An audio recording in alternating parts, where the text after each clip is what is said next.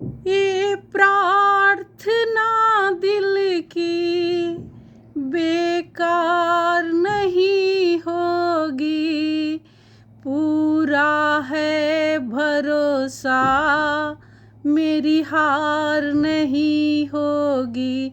सांवरे जब तक तेरा साथ है, सांवरे जब तक तेरा हाथ है। बोलिए विष्णु भगवान की जय। विष्णु भगवान की अंतिम कथा। प्राचीन काल में जब राजा अपने राज्य को लौटे तो रानी और दासी को पता चला कि राजा आ रहे हैं, तो दासी और रानी दोनों विचार करने लगे कि हमें कितनी बुरी हालत में छोड़ गए थे, ऐसे हालत देखकर कहीं लौट ना जाए।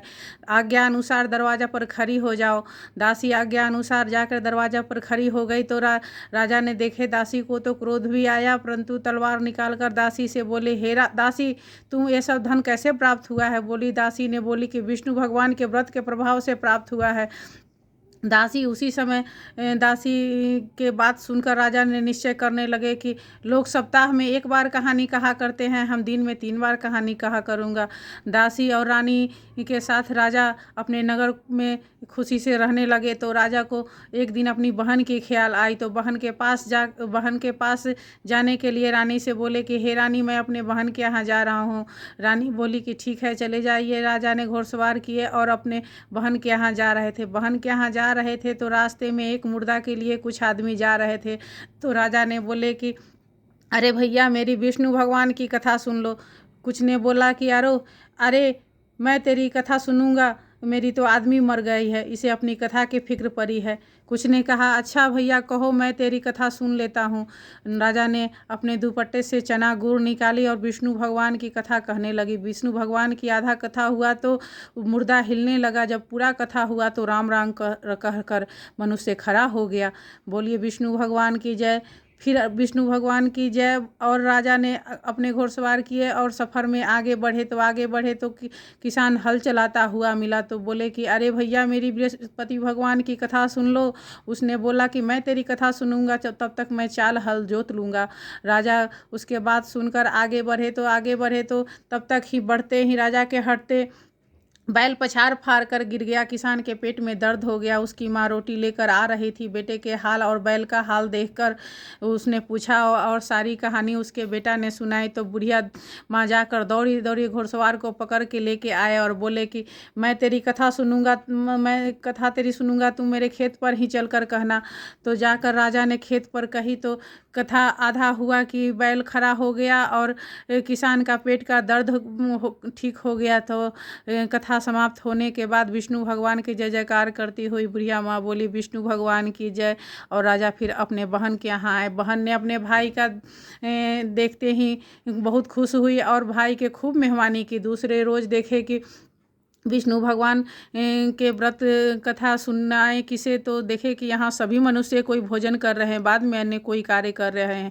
तो बोले कि हे बहन, कोई भी ऐसा व्यक्ति हो जिसने विष्णु भगवान की मेरी कथा सुन ले, जिसने अन्न न खाया हो।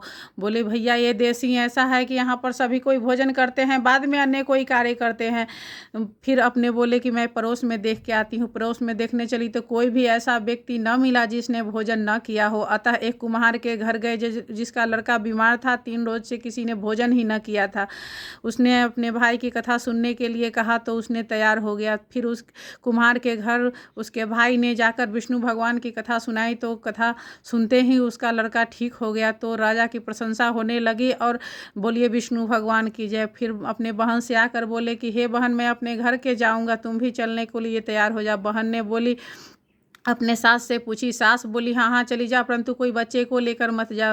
रानी ने जाकर अपने बहन भाई से बोला कि हे भैया, मैं तो चलूँगी, परंतु कोई बालक नहीं जाएगा। बालक ही नहीं जाएगा तो तुम चलकर क्या करोगी? राजा दुखी और निराश होकर नगर को लौटे। तो बोले कि रानी ने पूछी कि आप तो इतने प्रसन्न मुख में गए थे परंतु इतनी निराशा भरी क्यों आए हैं। बोले हे रानी, हम निर्वंशी राजा हैं, मेरा मुंह देखना धर्म नहीं है।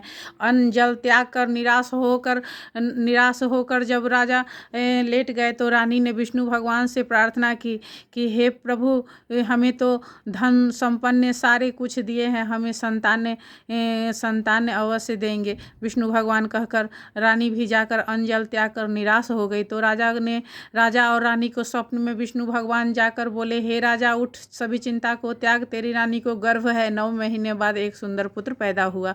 तो राजा की खुशी की ठिकाना नहीं थी, बधाइयाँ बज रही थी। फिर उस राजा ने बोले कि हे रानी, मेरी बहन आवे तो उसे कुछ मत कहना। सुनकर रानी ने हाँ तो कह दी, परंतु जब उसकी बहन ननद ने आई तो राजा की बहन आई तो रानी ने बोली कि लो, घोड़ा चढ़कर तो नहीं आई, गधा चढ़कर आ गई।